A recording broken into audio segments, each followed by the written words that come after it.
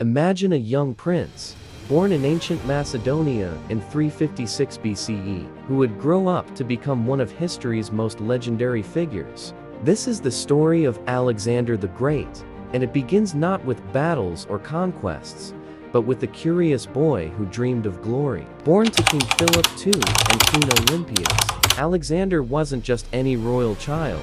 His mother would often tell him he was descended from Achilles, the legendary hero of the Trojan War. Young Alexander would spend hours listening to tales of Achilles' bravery, imagining himself achieving similar feats of greatness.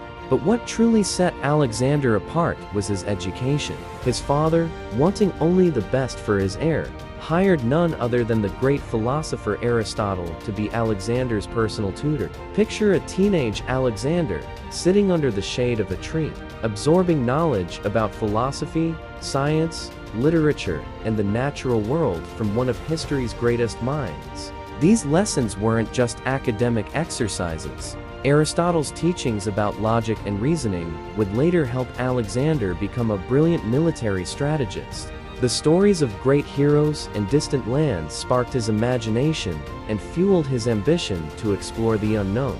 During these formative years, Alexander showed remarkable promise. He tamed the supposedly untamable horse, Bucephalus, when he was just 12 years old. Where others saw an uncontrollable beast, young Alexander noticed that the horse was simply afraid of its own shadow. This insight, this ability to see what others couldn't, would become his trademark. Alexander was also deeply competitive. He would often express frustration when hearing of his father's victories, famously lamenting, "My father will leave nothing for me to conquer."